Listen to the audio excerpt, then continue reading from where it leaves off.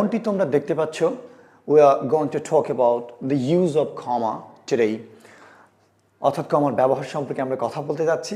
Hopefully you will understand everything and please note it down. প্রথমটি হচ্ছে rule 1. আমরা আসলে এক নম্বর রুল দিয়ে শুরু করি. রুল 1, এটি হচ্ছে এমন একটি বিষয় যে আমরা একই ধরনের একাধিক দুই বা ততোধিক, দুটি হলো অবশ্য আমরা অ্যান্ড যুক্ত করি, একটি জিনিসকে যুক্ত করি বা দুটি জিনিসকে যুক্ত করি, তবে একই ধরনের দুই বা ততোধিক জিনিসকে আমরা যখন যুক্ত করি, আমি আবার বলছি, এটা লিখবো না, আমি জাস্ট বলবো, তোমরা লিখে নাও. একই ধরনের দুই বা ততোধিক জিনিসকে আমরা পৃথক করতে আমরা কমার ব্যবহার করে থাকি. চলো দেখে নেওয়া যাক ব্যাপারটা. Write two examples. Okay, Mina, Adnan, Muskan and Miraj. দেখো, Mina, Adnan, Muskan and Miraj went there. T-H-E-R-E, went there, full stop. This is an assertive sentence, right? এই জন্য শেষে তো ফুল স্টপ বসবে. কিন্তু দেখো, একই ধরনের জিনিস, মিনা, আদনান, মুস্কান, এগুলো কি একই ধরনের জিনিসের নাম, right? So we need to put after all of them Mina, Adnan. তাহলে কি এইখানে আমি কি করব? মুস্কানের পরেও ব্যবহার করবো? Of course not, I shouldn't do that. কারণ অ্যান্ড যখন যুক্ত থাকে, অ্যান্ড দ্বারা যে দুটো নাম যুক্ত থাকবে বা দুটো জিনিস যুক্ত থাকবে, সেই দুটো অর্থাৎ অ্যান্ডের পরে কিংবা অ্যান্ডের পরে কিংবা অ্যান্ডের পূর্বে এই দুটো কোনোটাতেই আমাদের আসলে কমা ব্যবহার করা যাবে না. একইভাবে আরেকটা আমি এক্সাম্পল তোমাদেরকে দিতে পারি. যেমন ধরো আমি লিখছি I boat, BOUGHT, I boat. তোমাদেরকে দিলাম ধরো পটেটোস, টমাটোস, তারপরে দিলাম ধরো সুগার, তারপরে ধরো আমরা কি লিখলাম অ্যান্ড মিল্ক. আমি শেষে পুলিশটা ব্যবহার করেছি, লক্ষ্য করে দেখো. এই দেখো, I bought potatoes, tomatoes, sugar and milk. দেখো, দুইয়ের অধিক জিনিস. পটেটোস এইটার পরে কমা ব্যবহার করতে হবে, টমেটোস এটার পরে কমা ব্যবহার করতে হবে, কিন্তু অ্যান্ড দ্বারা যুক্ত মিল্ক অ্যান্ড সুগার এইখানে আমার কমা ব্যবহার করতে হবে না. অর্থাৎ বিষয়টি হচ্ছে যে দুই বা ততোধিক একই ধরনের জিনিসকে পৃথক করতে, আলাদা আলাদা করে বোঝাতে আমরা আসলে কমার ব্যবহার করব. ওকে, এবং এটা আরেকটি বিষয় মাথা রাখা দরকার যে অ্যান্ডের পূর্বে কিংবা অ্যান্ডের পরে আসলে কমা ব্যবহার করা যাবে না, যদিও একই ধরনের জিনিস ওখানে যুক্ত রয়েছে, তাদেরকে আসলে অ্যান্ড দ্বারাই আমরা পৃথক করে ফেলেছি. So we don't need to do that. Okay, আচ্ছা চলো আরেকটি রুল শিখে নিই, কেমন? ওকে,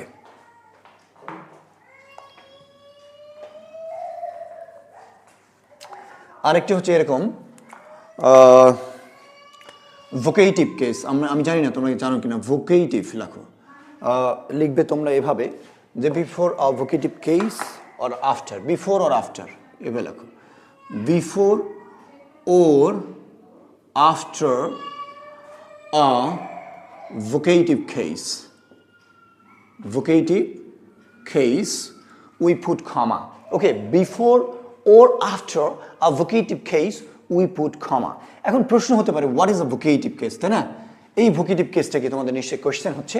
খুব সহজ করে যদি বলি আমি, vocative case are a word or are the words which we use to call someone.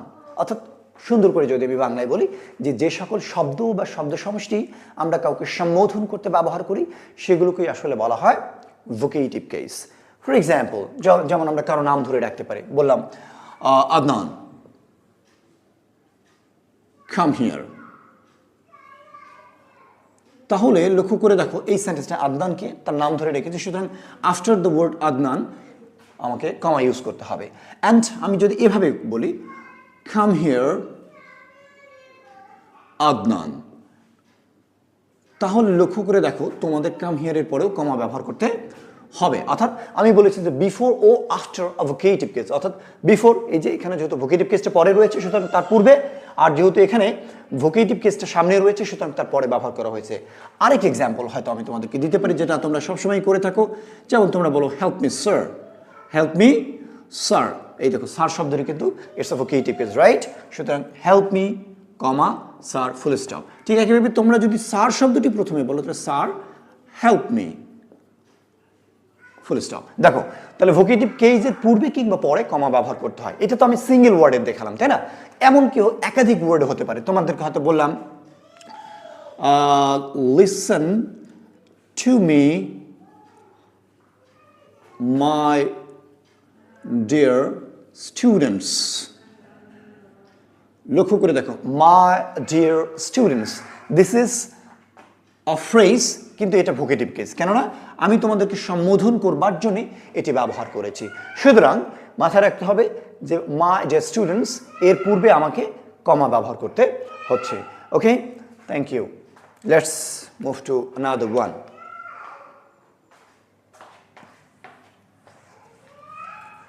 আমরা আরেকটি বিষয় ব্যবহার করতে পারি বা আরেকটি বিষয় আমাদের জানা দরকার, সেটি হচ্ছে রুল নাম্বার 3 লেখো। কেমন, রাইট? এই বিষয়ে তো আর কোনো কোশ্চেন নেই, রাইট? Okay, thank you. তাহলে আমাদের আরেকটি বিষয় হচ্ছে খুবই কমন এবং ইজি বিষয়, যেমন in the beginning of a sentence. ঠিক আছে, লেখো in the beginning, BEGINNING, in the beginning of a sentence, SENTENCE, in the beginning of a sentence, if we find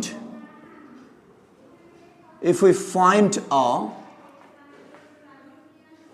connectors, if we find a connector phrase, PHRASE, phrase, if we find a connector phrase, phrase-গুলো সাধারণত আমাদের দেখা যায় যে adverbial phrase হয়ে থাকে, or if we find a conjunction, আসলে connector আর কনজাংশনের মধ্যে একটা দারুণ সম্পর্ক রয়েছে। এটা আমরা যখন আলোচনা করেছিলাম, কানেক্টরসের ডিসকাশন হচ্ছিল, তখন কিন্তু আমরা জানি যে কানেক্টরস আর কনজাংশনের মধ্যে কি মিলটা রয়েছে, রাইট? অথবা আমরা যদি ওর অথবা অ্যান অ্যাডভার্ব, অথবা আমরা একটা অ্যাডভার্ব যদি পাই, okay, an adverb in the beginning of a sentence, if we find a connector, phrase, conjunction or an adverb, অথবা adverbial phrase, অথবা আমরা adverb না বলে আর কি বলতে পারি, adverbial phrase, adverbial phrase, তাহলে এদের পরে, ঠিক আছে, এদের পরে আমাদেরকে কমা ব্যবহার করতে হবে। we need to use comma after all of this. Okay, let's have an example. তোমাদেরকে বললাম যে now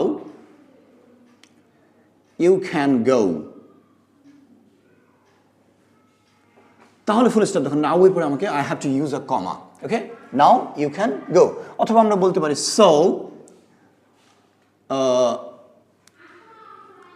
he has come here, অর্থাৎ কোনো কথা প্রসঙ্গে আমরা শেষের দিকে বলি যে তাই সে এখানে এসেছে, তাহলে এই সো এর পরে দেখো এখানে I have used a comma here, right, in the beginning of a sentence, of this sentence. অথবা তোমাদেরকে আমি অ্যাডভার্ব ব্যবহার করি, যেমন ধরো আমি তোমাদেরকে বলি surely he will come, he will come। লক্ষ্য করে দেখো শিওরলির পরে কিন্তু আমাদের এখানে কমা ব্যবহার করতে হবে। এবং আরেকটি সেন্টেন্স আমি তোমাদেরকে দিতে চাই, সেটা হচ্ছে ধরো সেন্টেন্সের শুরুতে আমি একটা ফ্রেজ ব্যবহার করলাম, লিখলাম that's why I called her, I called her। তাহলে দেখো that's why, this is a phrase, right? তাহলে এরপরে আমাকে কমা ব্যবহার করতে হবে। তাহলে আমরা কি বুঝলাম? আমরা বুঝলাম in the beginning of a sentence if you find a connector, an adverb or an adverbial phrase, অথবা একটা সিঙ্গেল অ্যাডভার্ব হতে পারে, তাহলে we will put a comma after this. Okay, আচ্ছা, let's move on to another one.